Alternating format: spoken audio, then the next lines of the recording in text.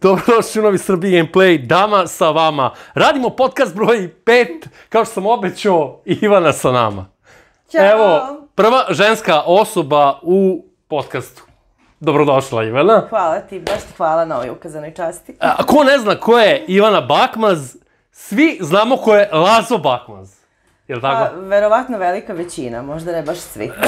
Hoćeš nam malo reći o Ćaletu, mali taj uvod? Pa ne znam što te baš zanima ovako. Ćale, šta je? Vrlo mlad je došao da studira, Dobro. Matematika ga je interesovala, međutim, negde je vrlo rano otkrio ljubav prema novinarstvu, tako da je krenuo da se bavi tim poslom i sve više ga je vodilo da bude to što jeste i danas je već napunio 40 godina kako radi kao novinar. 40 godina. Tako i dobio je priznanje za 40 godina rada u oblasti sporta, doprinos u razvoju i funkcionisanju u sportskim aktivnostima i tako dalje, tako da čovjek koji je, može se reći, zaslužno ide u decembru u penziju. Eto. Posle punih 40 godina rada i 65 godina postojanja. Samo smo to hteli da kažemo o gospodinu ko nije znao o Lazo Bakmaz. Lazo Bakmaz, sportski komentator, sportski izveštač. On je komentarisao i skoro sve, bukvalno jebote, i fudbal i... Utakmice Vojvodine, uglavnom, fudbalske utakmice, tako je. Inače, nije naš fah. Nije naš ne volimo baš da slušamo njega, on voli da se sprda, on voli onako da lupi neku glupost. Mišljenja su podeljeni, moram priznati sam čitala različite komentare i neki ne odobravaju, neki odobravaju, ali sve o svemu... On je taj standardan Vušin. Tako je, njegova polica nagrada priznanja govori sama za sebe, ja mislim, tako da oni koji razumeju shvatit će. Tako je. Dobro da se prebacimo mi na tebe. Hajde. Pa... Jako mi je teško govorim o mom ocu, pošto sam samo subjektivna, ja ne mogu baš da budem previše objektivna. Idemo, kao što sve ljude i pitam, što dođu u podcast, da krenemo prvo od tvog ranog detinjstva. Inače si odrasla na Detelinari, u Novom Sadu. Stari da Detelinari. Ozoglašen kraj, kako se kaže. Jesam lepo rekao? Jesi, da. Kako je to bilo odrastati tu, brate? Eto. Pa bilo je onako vrlo interesantno, mogu ti reći, ali mislim da je bilo mnogo lepše nego današnjim klincima. Baš zato što nismo imali dostupno sve to što imaju danas, nego smo se snalazili od štapa i kanapa otprilike, da smo zaista uživali i danas postali većinom dobri ljudi. Moram da priznam da sam već negde sa 6-7 godina bila upoznata s tim šta znače i opijatska sredstva i tako dalje, pošto je u 90. godina Detelinara bila onako haotična, ko malo dublje zna celu priču o tome. Tako da mislim da zahvaljujući svemu tome što sam videla negde svojim očima šta se dešava, nisam danas posegnula tako za nekim stvarima, jel? I postala možda baš ništa, jel, u svom životu. Nažalost, koliko su neki ljudi, zbog svega što su prošli i nisu uspeli da se dokažu, imali su potencijale, stvarno. Mislim, i tad kao klinci sa 10-11 godina mogli smo da procenimo ko zaista nešto može da postigne ili ne. Ali, mislim, heroin je tada bio onako dosta... Da, haos je bilo tamo. Da, sad bila sam jako mala, ne mogu da sada baš ti prilačem, izlazim u dubioze, nego neki pogled deteta od 6-7 godina do, evo da kažem, danas sa 35. Da je, mislim, onda i sada Detelinara danas... Kako je sada? Znači ti si na Detelinari? Odstaknuti mlade ljude da dođu i da zaista odgajaju decu na toj Detelinari. U svakom delu grada postoji, mislim, svakakvi kvartovi gde se okupljaju i danas narkomani. I imate naravno i dan danas, mislim, i starije ljude koji vole i da popiju pa prođu, pa ali to nije samo Detelinara. Danas je dosta bolja situacija u svakom slučaju. Ima jako puno dece, ali i tada smo mi bili jako brojni na Detelinari i interesantno za nas je bilo što smo se svi znali međusobno, ali smo uvek imali tako odvojene ekipice. Svi smo nekako rasli zajedno i ako nismo tu, uvek smo bili tu jedni za druge. Znaš, i to je opet negde su neke vrednosti koje smo mogli da stičemo, jel? Da, mislim, saosećaš sa nekim i ako neko nema, uvek mu pomogneš, pružiš, jel?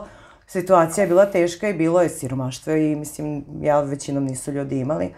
Tako da smo mi onako sami na igralištu shvatili da treba da se držimo zajedno i da zajedno samo možemo nešto i da postignem iz primjera nekih starijih i koji su bili tu, jel? Da.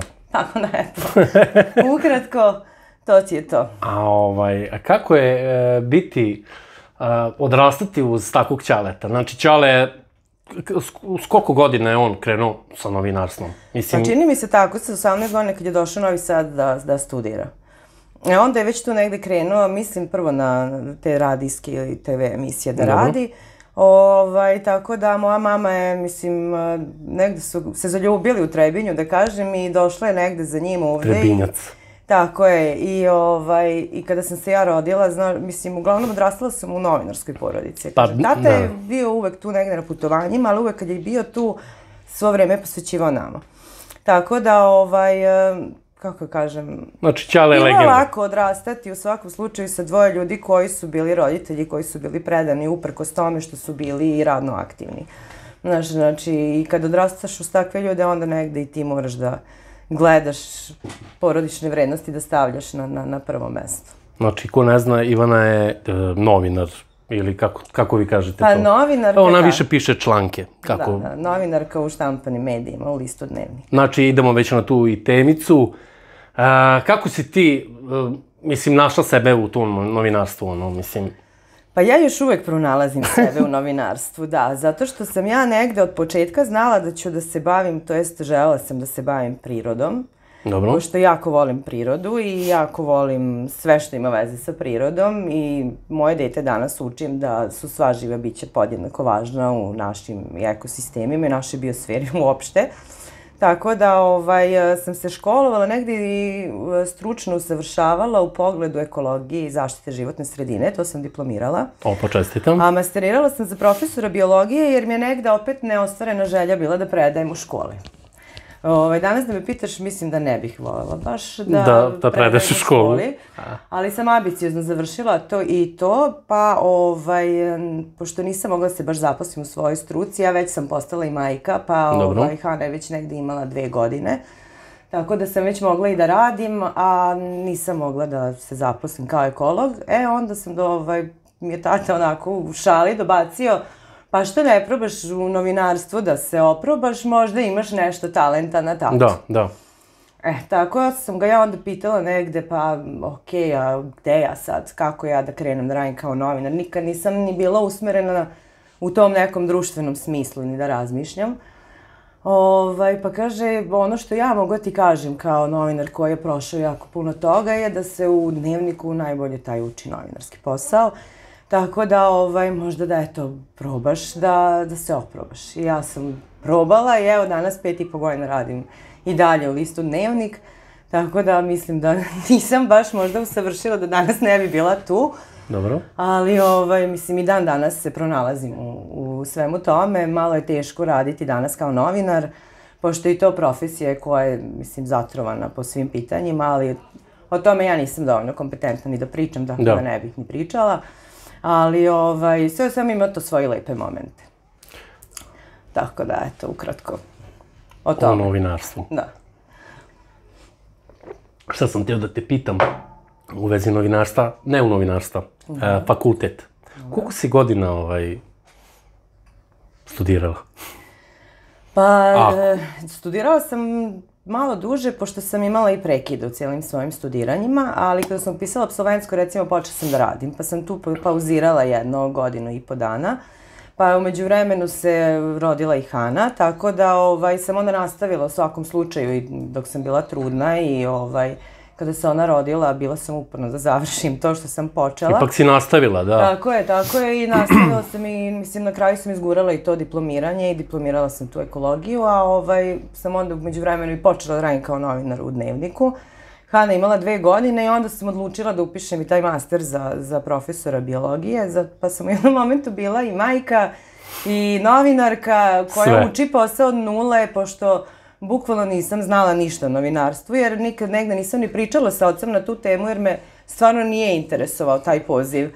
I ono, okej, novinar, on je još i sportski reporter, ja sam više u Novosadskoj kronici, radim gradske rubrike, gradska rubrika je u pitanju, tako da radim gradske priče i lokalne priče iz prigradskih naselja koja pripadaju u opštini Novi Sad. Jel ti moraš da odeš negde na licu mesta i onda... Pa to jeste novinarski posao. Pa da. Ja najviše i volim da radim takve stvari, pošto sam onako previše pokretna i ne bih mogla i da sedim previše u kancelariji, jel? Baš 8 sati, ali to jeste sastavni deo, najlepši deo posla, kada ti odeš na teren i kada vidiš i kada pričaš malo s ljudima, vidiš i neka mišljenja, ali uvek moraš da napišeš, mislim, da budeš objektivan i da napišeš situaciju koju zatekneš i vidiš na terenu.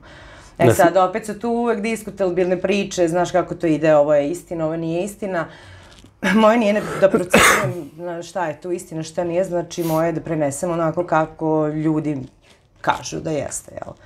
Tako da objektivnost je tu pre svega, tako da najviše volim da radim te neke tople ljudske priče ili priče koje se tiču ekologije i zaštite životne sredine. Volim da radim i priče upravo u Crvenom krstu Novog Sada koji imaju slave svoju nedelju, evo od 8. do 15. maja je i nedelja Crvenog krsta. Tako da to su neke inspirativne priče gde se vi srećete sa ljudima koji zaista imaju različite životne priče i neki možda imaju različite životne probleme, a onda u stvari shvatite i negde možda nekad i poentu negde života da je bitno da ste živi i zdravi i da sve ostalo dođe i prođe. I onda i kada imate svoje neke probleme shvatite da empatija i humanost u stvari su pre svega i danas u ovom vremenu nezamenljive i da treba pomoći ljudima, uvek imate u okolini neko kome treba pomoći, tako da dosta ovaj posao i nauči čovek. Sazriš kroz sve ono što vidiš, čuješ, osjetiš, tako da, recimo ti volonteri Crvenog krsta, ja kažem svaki put volim da istaknem svakim čast, to su mladi ljudi koji već sa 17, 16, 18 svojih godina shvataju da je najlepši osjećaj pomoći nekome. Pomoći nekom, da, dobar osjećaj. I da tu prosto ništa drugo ne može da nadomesti taj osjećaj i da su oni zaista vidno srećni i zadovoljni kada su učinili nešto dobro. Tako da, eto, to je recimo nešto, lepa strana novinarstva koju ja volim optimistično da se držim. Naravno da postoji ružne strane, ali o tome ne treba ni pričati. Da. A jel imaš neku onako anegdoticu iz novinarstva što ti je baš onako čudna ili da ti se nešto loše desilo? Neka anegdota što bi ispričala. Pa ja mislim da je najgore, bar po nas koji radimo tako u tim štampanim medijima, kada treba da izađete na ulicu da radite anketu. I da pričate, da postavite ljudima bukvalno neka pitanja u vezi bilo prodaje na pijaci, da li su im znači kada priđete i pitate da li možete da odgovorite na pitanja, znači ljudi vas prosto nekad zaobilaze kao... Kao kugu. Kao molim te, da, znači bukvalno. Mislim da su to neke anegdote gde, znači, možemo reći da ih ima najviše. Naravno da ima i na terenu nekih stvari, da dobacuju, mislim, jel, pa da se ti onako malo trgneš kao, znaš, nemoj tako. Ali, uglavnom to sve prođe jer se trudiš da hvataš samo one lepe stvari, lepe priče. Znaš, jer ja kad recimo uradim možda je tako nešto mi se ružnije desi na terenu, uvek gledam da već nadomestim nekom lepšom temom i pričom, kao što je komšinica koja je zaista, mislim, dete koje je talentovano i glumi, i igra balet, i svira klavir, i odličan Vukovac i đak u školi, tako da onda uzmete tako dete, razgovarate sa njim i povratite u stvari veru i u ljude, i u sebe, i u situaciju da stvarno može biti bolje, znači ima nade za nas, pošto još uvijek ima mladih ljudi koji su dovoljno osvešćeni. Pre jedno nedelju dana možda, vidio sam na Fejsu da se izbacila, ne znam da li si ti izbacila ili neko je šerovao, mislim da je tvoja dobra drugarica Jelena, šerovala da ste čistili detelinaru. Da, tako je. Jeste, a znači to nije politički ništa, znači... Ne, to je organizovana akcija preko Facebook ili Viber grupe za lepšu i bolju detelinaru. Izvini. Popiper. Administrator, kako se to već kaže, grupe je Maja Radaković. I to je devojka koja se stvarno trudi da se na detelinare urade neke lepše i bolje stvari, da ona zaista još bude lepša, čistija, zdravija i bolja i što zelenija, kako bi podstakli možda te mlade porodice da dođu i zaista vide da, mislim, detelinara više nije kao što je bila nekada, ozloglašeni kraj. Tako da smo se mi negde organizovali preko te grupe, predložili su ideju, pošto je zaista već bilo previše đupreta u svakom delu detelinare stare. Koji je najgori deo detelinare? Pa sad ne znam šta ti kažem. Svaki deo ima čak i neku divlju deponicu u smislu da odlažu kabasti materijal pored onih podzemnih kontejnera. Znači, bukvalno svaki deo kvarta ti ne možeš da vidiš da toga nema. Što se tiče isto okolo, znači u svakom delu ti kad šetaš vidiš da je neko ostavio kesu pored ulaza za smeće. Tako isto i u mom delu detelinare. Tako da je to već, da ne pričamo o otpacima od sladoleda i bilo čega, koji bukvalno pored kante, znači koja je prazna. Bacaju ljudi, bre. Ok, da je puna, pa da kažeš vetar je oduvao gornji sloj, ali eto, baš kad su radili prilog, su videli da su kante bile bukvalno prazne, a oko kanti je bio haos, znači, blago rečeno. Tako da smo se mi negde organizovali, 15 dana je trajala ta akcija, a pošto imamo tu neke komšije koje rade u gradskim preduzećima, eto, oni su pitali te, mislim, nadležne koji su za njih, da li mogu da pomognu, daju nam alat i tako dalje, da se organizujemo, jer mislim, to su sve stanovi, retko ko baš drži lopate i ostale stvari za baštu. Tako da su nam stvarno izašli u susret i gradska čistoća i gradsko zelenilo i dali su nam i ašove, lopate, grabuljice, pa i oni što se bockaju, bockalice, pa su deca uglavnom sa roditeljima išli pa su bockali. Znači bio je odziv dobar? Bio je odziv jako dobar, u početku je bilo da je 150 ljudi učestvuje, ali ja mislim da je tu na kraju bilo više ljudi. Znači ja pričam u svom kvartu kad sam došla sa dvoje, troje nas je došlo na čisti taj deo za koji smo bili određeni. I kada su ljudi videli šta se dešava malo sa prozora, pošto, znaš, sišli su dole da pomognu. Smo mi krenuli da pričamo, ajde, krećemo, krenuli su silaze dole. Na kraju je oko 20-ak ljudi sigurno, što starijih, što mlađih, što majki, što očeva, znači krenuli su ljudi da čiste. Čak i oni koji nisu mogli da siđu tog momenta su poslali decu. Tako da stvarno, mislim, i akcija je ispala do kraja super, jer dogovorili smo se da organizujemo možda na mesečnom nivou opet i da na neki način opet budimo svest tih ljudi koji uporno bacaju da, mislim, eto, koliko god se oni trudili da pobacaju, mi ćemo ipak da očistimo, pa treba da ih bude sramota. Možda bi posle 5. puta čišćenje trebalo da počnu da odlažu to đubre u đubre, pa i da nama olakšaju, da imamo što manje posla. Vidite kako je lepo imati novinarku pored sebe, samo pustite da priča. Šalim se. Eto vidiš, a ja sam mislila da to ovo neće ići. Kako neće ići, Bože. Sad idemo na jedno pitanje onako, zašto si i došla? Dobro. Znači, zbog ovog si najviše došla. Ja, dobro.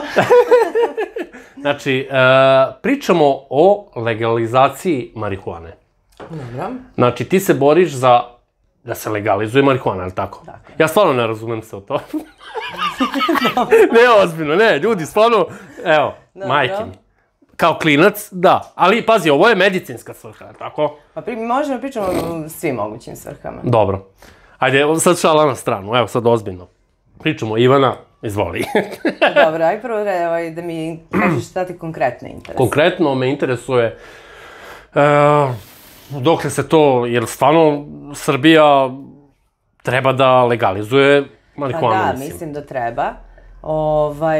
Mi kroz istoriju imamo prosto činjenicu i istorijske dokaze da se konoplja, to je konoplja tačnije, koristila, mislim, 10.000 godina unazad.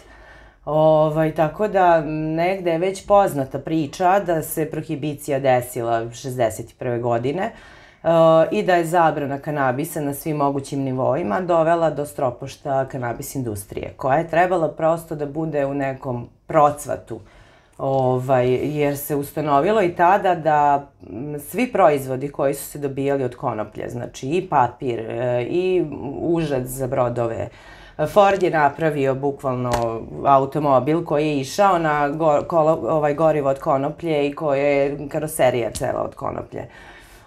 Tako da negde se ustanovilo da su oni prosto ekološki mnogo prihvatljiviji i tada u to vreme, znači prošlom veku pričamo, i pričamo u vekovima i milenijumima čak unazad, postoje dokazi 2-3 milenijuma pre Hrista da se koristio kanabis, da je prosto samo bila svaka dobrobit korišćenja. Ti imaš varijantu da je papir koji se dobije od konoplje mnogo čvršći, otporniji, kasnije žuti i mnogo manje hemikalija ti treba da dobiješ taj papir proizveden od konoplje, nego papir koji dobiješ od drveta i za koji te zahteva, znači, opet dodatna zagađenja da bi ti došao do proizvoda. Tako da, sad opet različiti istorijski spisi i činjenice govore različite izvore. Da je negde 30. godina počela u stvari da se koristi reč marihuana kako bi se ubacila upravo ta neka misao da se podstakne, da ljudi razmišljaju kako to nešto nije dobro. Tako je. A negde izvori jedni kažu da je to bilo zbog revolucije pamuk industrije i uglavnom hemijske industrije.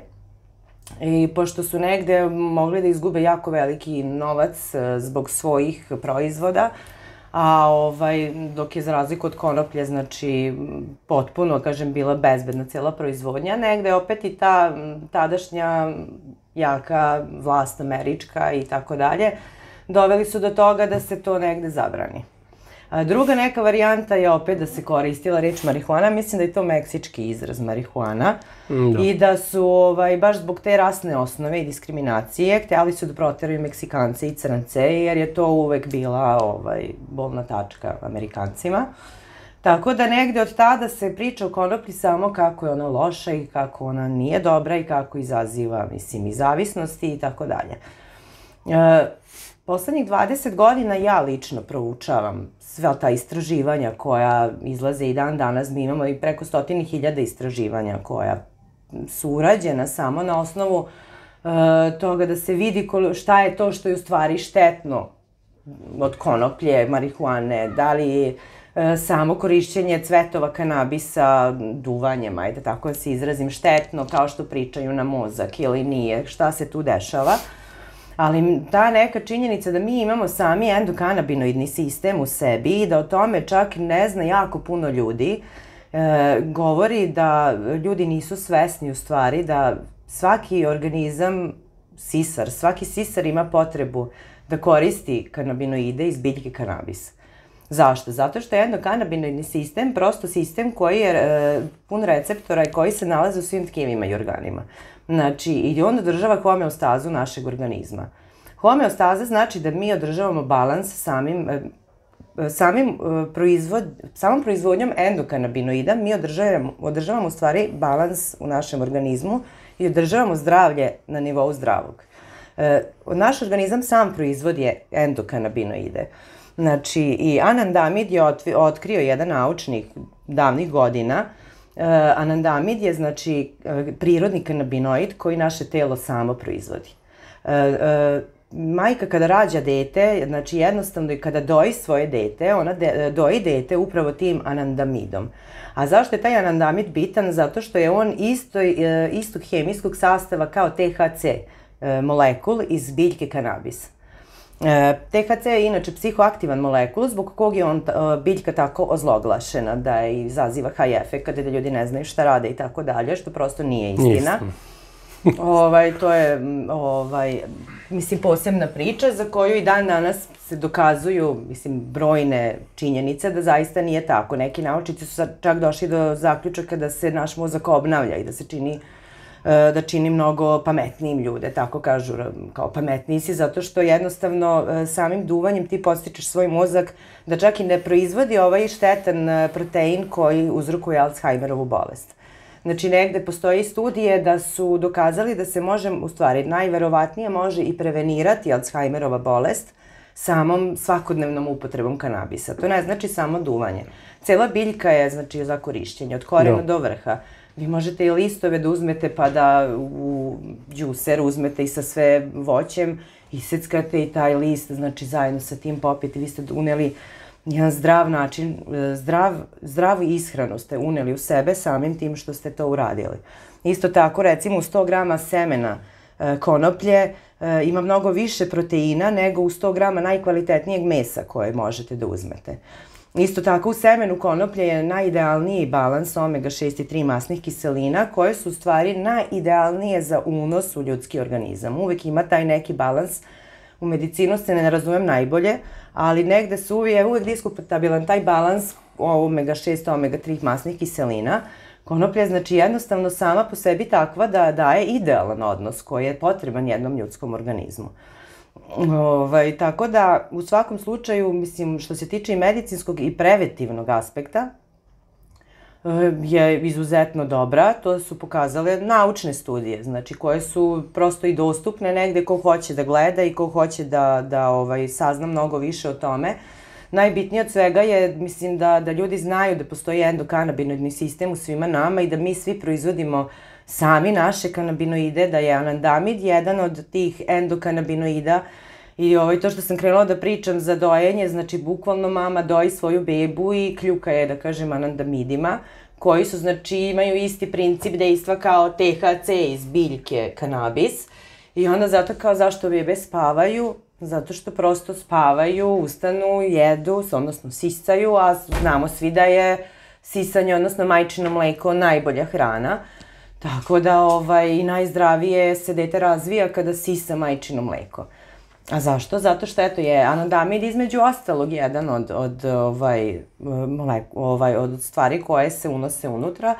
Tako da dok rastemo, znači prosto mi proizvodimo sami sve te endokanabinoide, a u slučaju kada dođe do toga da sam organizam ne može da proizvede dovoljnu količinu tih endokanabinoida, zato je biljka kanabis toliko dobro se uklapa u ceo naš sistem, zato što su negdje naučnici shvatili da mi imamo CB1, imamo receptore koje su nazvali CB1 i CB2 receptori, a da se THC i CBD molekuli iz biljke kanabisa savršeno uklapaju u te receptore koje mi imamo u našem organizmu.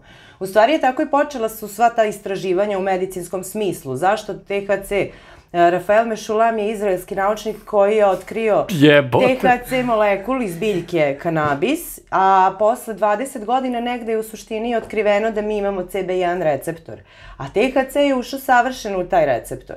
I sad kao zašto je taj molekul iz biljke savršeno ušao u receptor koji čovek ima u svom organizmu? I onda su počeli dublje da kopaju i onda su došli do saznanja da imamo endokanabinoidni sistem koji je odgovoran uopšte za održavanje celog zdravlja čovekovog. Ukoliko dođe do deficijacije tih endokanabinoida, odnosno ukoliko imamo manjak proizvodnje, mi moramo da nadomestimo te kanabinoide upravo ovim iz biljke kako bi mi vratili taj balans u prirodnu ravnotežu, jer je dokazana biljka koja nama može da pomogne.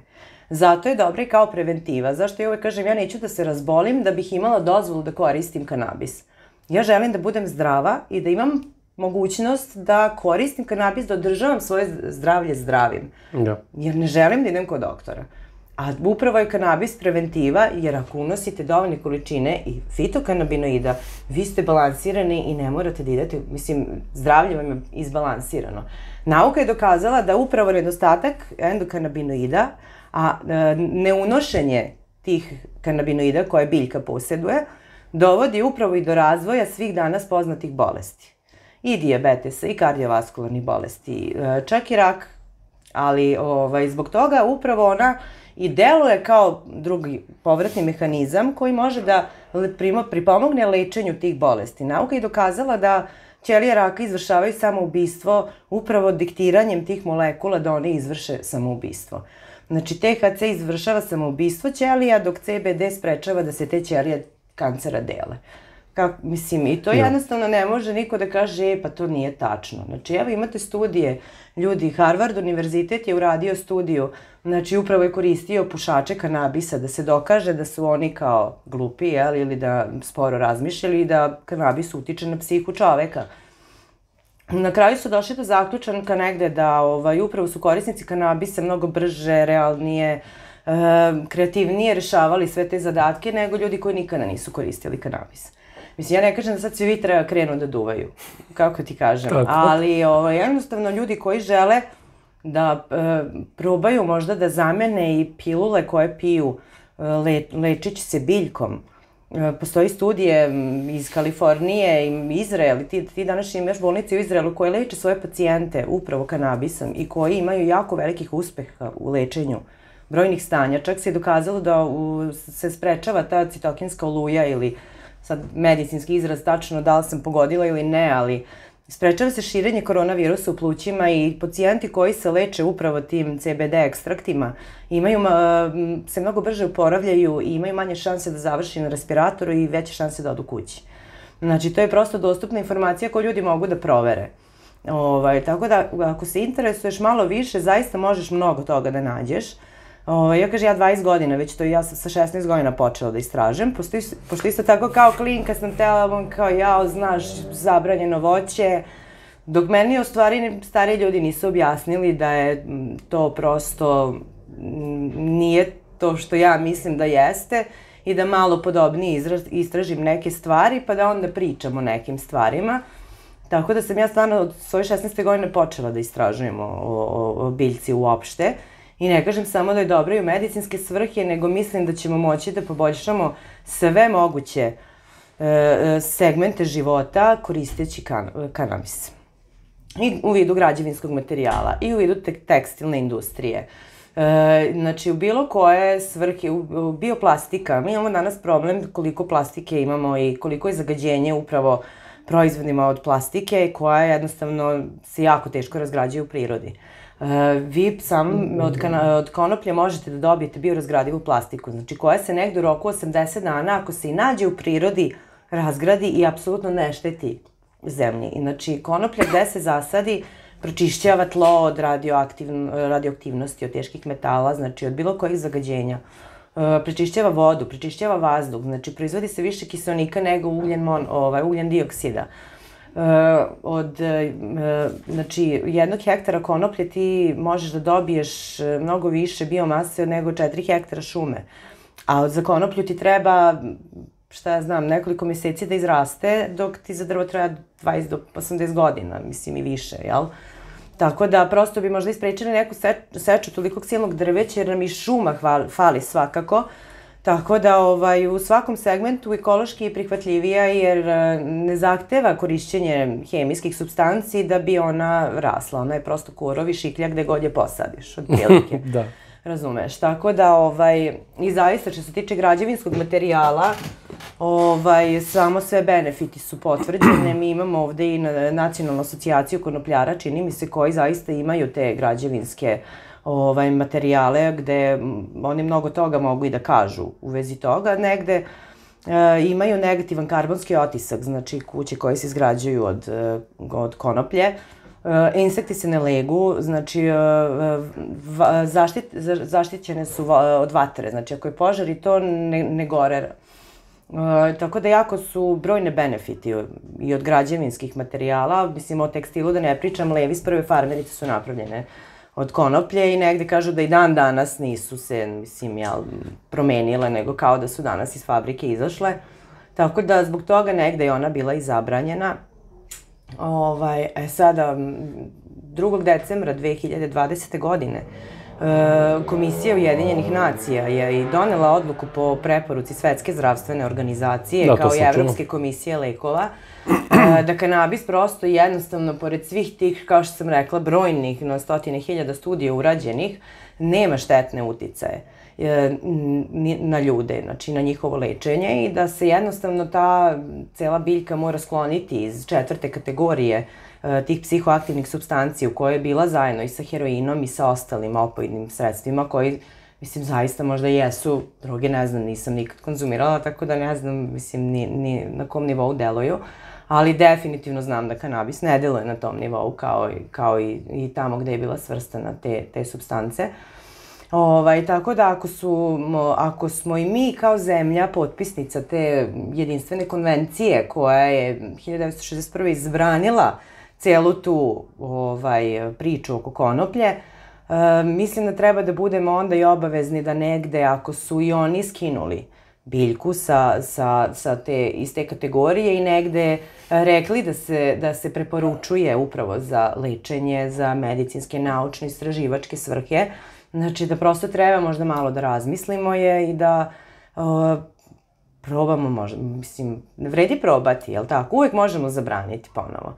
Mislim, sve treba probati, jer ako ceo svet kaže da to, većinom ceo svet, ajde, ali sve više, mislim, i država i koje se priključuju legalizaciji kanabisa, Ajde da probamo i mi, pa vidjet ćemo, mislim. Mi imamo Colorado ljudi koji, evo, znači, malo nek ljudi izgooglaju Colorado šta se dešava.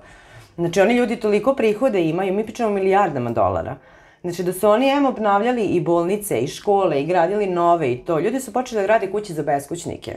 Zato što imaju previše novca, jer od samog tog i turističkog potencijala je, znači, biljka se koristi, ali naravno u svim tim kontrolisanim zakonskim uslovima kako država propisuje, jer je u Americi prosto dozvoljeno da svaka država ima svoje prodastiče, da oni određuju zakonske regulative po kojima će to da rade.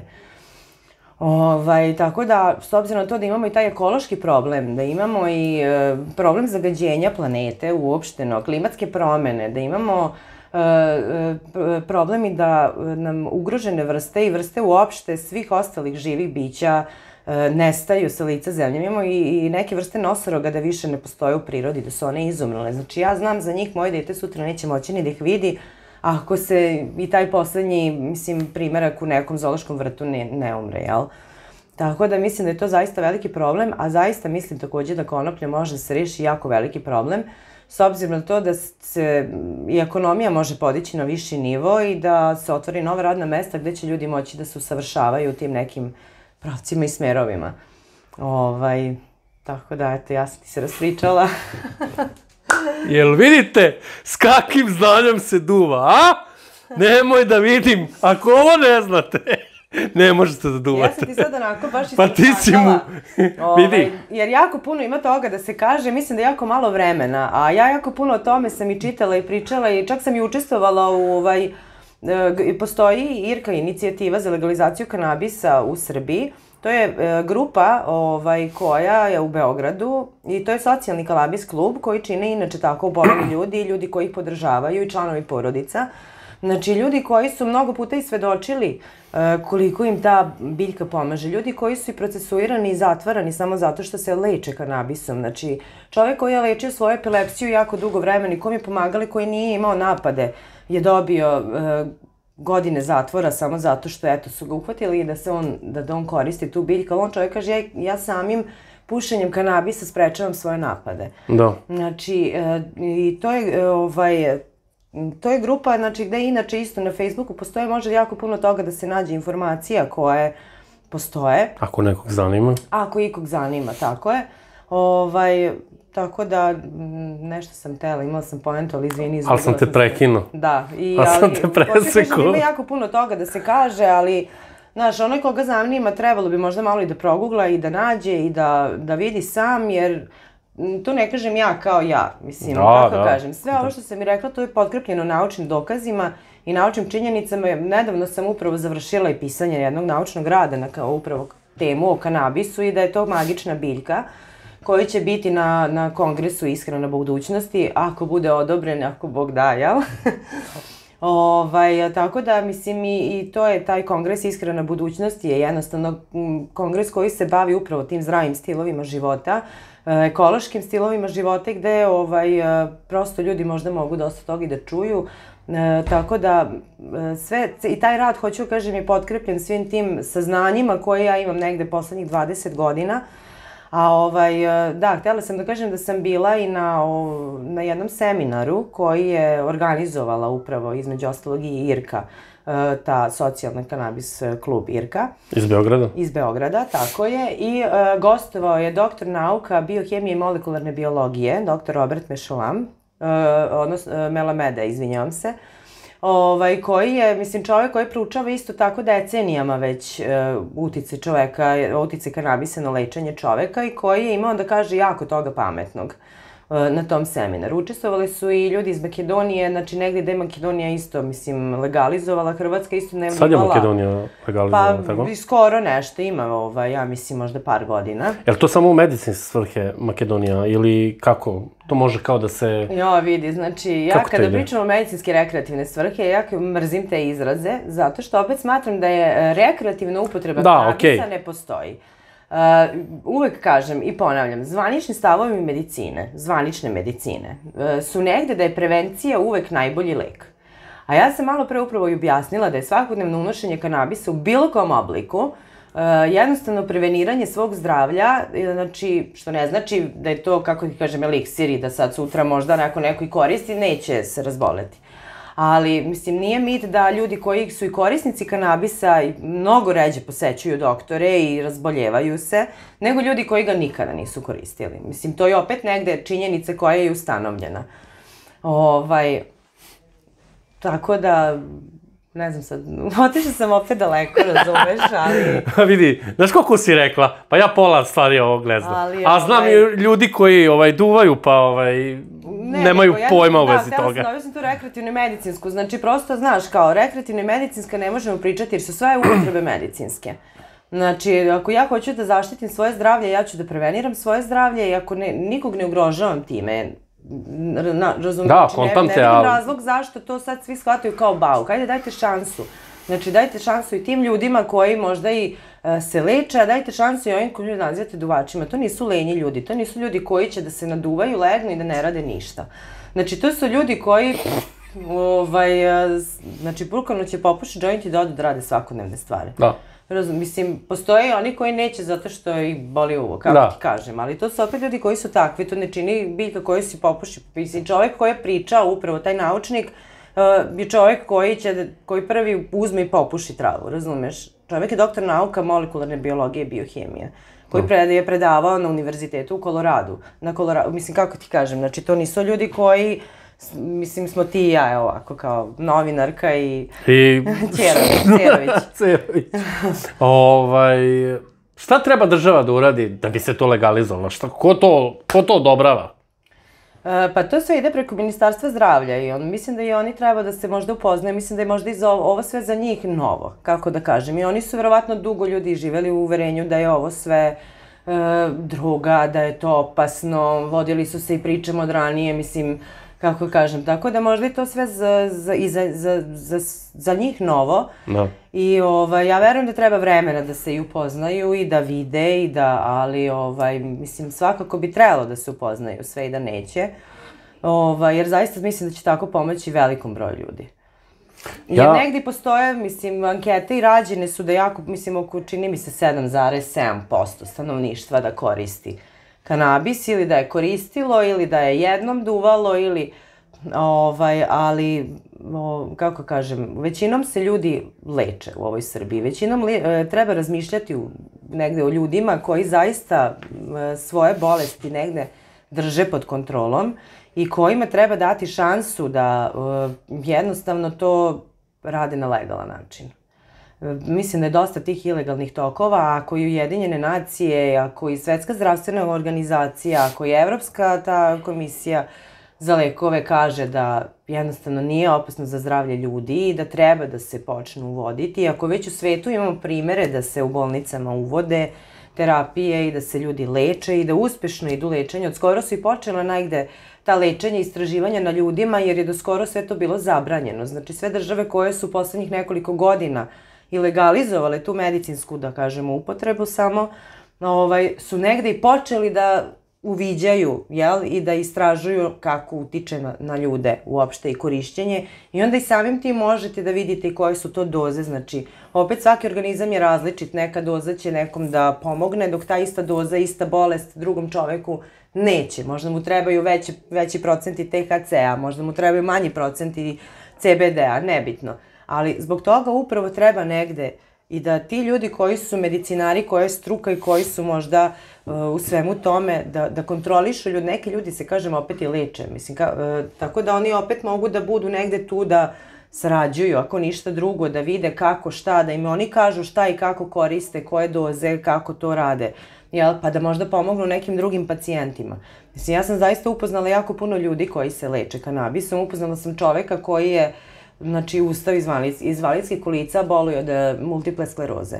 Sad ja ne kažem, opet znam dečka koji isto već godinama ima i negde pokušava, ali još uvek nije dostigao taj nivo. Znači, opet su različite stvari, ali... Od čoveka do čoveka. Tako je, ali opet je to i neko ilegalno tržište, mislim, jednostavno možda i to ulje koje konzumira nije adekvatno, znači ne može da mu pomogne, možda mu treba druga određena posto ili doza. Znači, zbog toga bi trebalo prosto malo više se pozabaviti, ako ništa, tom temom, jer zaista se vidi da ljudima pomaže. Sad si me podsjetila za to. Nisam čitao, nego čuo, pošto mi žena boluje od ulceroznog kolitisa, to je bolest creva, ako neko ne zna, i to ne može da se zaleči. Pa nje neki doktor ili ne znam ni ja ko, nije ponudio, nego je rekao kao probaj sa kanabisovim uljem. Da. Ona nije to probala i gde se to kupuje, nema ona to pojma, ali kao, znaš, on je misli da će to kao pomoći, ono kao, nemam pojma, razumiješ, ja stvarno ne znam u vezi toga. Pomoći će sigurno. Znači, sad to je najgore što je, mislim, teško i doći do nekog dobrog i kvalitetnog ulja, pitanje i šta ćeš uzeti, skupe su cene. To je tako ide zato što je ilegalno tržište. A da je legalno? Da je legalno, mislim, onda bi to verovatno bilo mnogo drugačije. Bi se to prodavalo po apotekama? Šta, kako bi to? Pa verujem da bi to bilo negde tako i uređeno. Znaš, ti imaš negde medicinske kartice, recimo u nekim zemljama je tako korigovano, da onda ti kroz te medicinske kartice dobijaš upravo te, mislim, lekove na bazi svega toga. Samo što treba napomenuti prosto da ukoliko odstraniš jedan moment iz biljke, sve je manje lekovito dejstvo. Znači, ne možeš da izoluješ neki pojedinačan molekul ili kiselinu ili... Znači, taj THC je prvo u obliku kiseline, THCA kiselina koja je nepsihoaktivna. I tim samim zagrevanjem, zato se kaže dekarboksilizovani taj moment je bitan, zato što se tu taj THCA pretvara u molekul THC i on postaje psihoaktivan. Ali to što je on psihoaktivan ne treba plaši. Kako kažem, to je sve ima opet svoje, jer opet naučne studije negde pokazuju koliko je taj THC bitan sklop svih elemenata tog određenog cveta, doze, kako god, da bi ceo taj lekoviti efekt bio potpun. Znači, ne možeš da izvojiš samo CBD molekul i ubaciš ga negde i kažeš, evo ti, ovo će ti pomoći. Znači, mora da ima određenu dozu THC u sebi. A kod nas je problem što je zakonom dozvoljeno da ima do 0,03%, čini mi se, ili 0,3% THC-a. Ali ti imaš neke vrste koje prosto imaju lupom 60% THC-a, a imaju CBD-a, a imaju 20% THC-a. I odmah su otpisane, ali one imaju mnogo lekovito dejstvo za određeni spektar bolesti od kojeg neko boluje. Znači, taj uopšte ne treba da plaši ljude, taj kao high efekat. To nije toliko strano. Ja sam pratila devojčicu preko Facebook profila jednog koja je imala strašne dijagnoze i bolesti mozga i tako dalje. Imala je preko 300 napada dnevno. I živeli su roditelji u Teksasu i čuli su za to kanabisovo ulje i tako dalje. Morali su da se odsele u Colorado koje je postalo sve to legalno. I zaista devojčica godinama, znači, jednostavno prestali su napadi, a pričamo o 90% THC ulju. Znači, 90% THC-a ima ulje i tih 10% CBD-a, ali jednostavno dete funkcioniše. Upravo funkcioniše kada uzme to ulje. Kada ga ne uzme, dete ima preko 300 napada dnevno. I mislim i dan danas doktori su predviđali negde i mnogo ranije da neće dete preživjeti, dete i dan danas dobro. Kada se desi neka veća infekcija ili to, znači onda opet krenu ti napadi, sve, znači nije sad sve izlečeno, ali prosto je to ulje pomaže da dete savlada dan i da nema napad nijedan dnevno. Mislim, znate koliko to kada pročitate i kada vidite majku koja postavi tako nešto, ja kao majka kada vidim pa kažem, mislim, ovo stvarno ima, efekta, mislim, ovo je lek. A kada vidite snimak pre toga, dete koje ne može da se smiri, mislim, 2-3 minuta se trese bez prestanka, ono. Tako da, mislim, u Izraelu čak se i rade neke naučne studije isto u lečenju dece epilepsije. Znači, pokušavaju da izleče i autizam kod dece upravo kanabisovim cvetovima, tako da, mislim, stvarno je nauka u svetu negde uznapredovala. Mislim da bi mi trebali negde se priključimo prosto svemu tome i što se tiče medicinskog aspekta, ali i što se tiče ovog i ekološkog, i industrijskog i, znači, u svakom smislu treba osloboditi potpuno i početi sa tim, jer mislim da ćemo stvarno imati samo dobiti. A Holandija? Od kada je u Holandiji legalizovano? Pa tu su sad, mislim, nekako skroz drugačiji zakoni, u te zakone se jako slabo razumem, ali mislim, negde sam čak i pročitala skoro da Holandija hoće upravo da zabrani turistima. Da, sad već kao hoće da zabrane turistima. Zato što prave haos. Da, kao konzumiraju zato što su turisti i sad šta će tu biti do kraja ne znam, pošto Holandija negde živi upravo od toga što ljudi odu i negde kažu u kafiću sediš, ne smeš da zapališ cigaru, ali dobiješ Da, ja sam čuo da oni imaju posebne, znači taj kafić gde se duva, znači ti samo smeš tu da duvaš, znači ne smeš ti da izađeš napolje, da ideš ulicom i duvaš. Mislim da čak to i nije bilo nešto u cijeloj Holandiji, nego da imaš određeni deo. Da, određen deo gde možeš da duvaš, razumeš. Tako da je to kod njih tu negde uređeno. A imaš, mislim, opet sa druge strane, prosto neke druge zakone, neke druge stvari, kažem, opet svaka zemlja to... Koje zemlje su legalizovale u Evropi? Pa ti u Švajcarskoj, recimo, imaš te medicinske upotrebe, Makedonija, znači Hrvatska, to su ti naši, sad Hrvatska čak hoće da napravi pravi bum sa kanabisom, BiH se uskoro, sam nešto čak isto pročitala, oni se bore za istu svrhu legalizacije. I mislim da čak tamo možda i imaju onako razumevanja za sve to malo više, koliko mogu da isprati. Nego mi, jel? Pa čini mi se, sada ne grešim ovde dušu, ali tako da, mislim, u Češkoj se isto dozvoljava, tako da ima zemalja koje su, i Francuska isto, čak su imaju neke striktnije zakone, ali mnogo je slobodnije, mislim, što se tiče korišćenja i nego... A evo mi i dalje kao... Ništa, prave sam ludi. Da. Još jedno pitanje te pitam.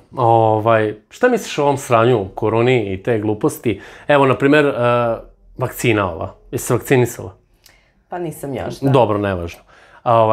Kako to, znači, neko je napravio vakcinu za godinu dana, drugarice, evo, znači, za godinu dana ili... A neko još nema leka za sidu, za rak, razumeš? Kako to? Pa stvarno ne znam.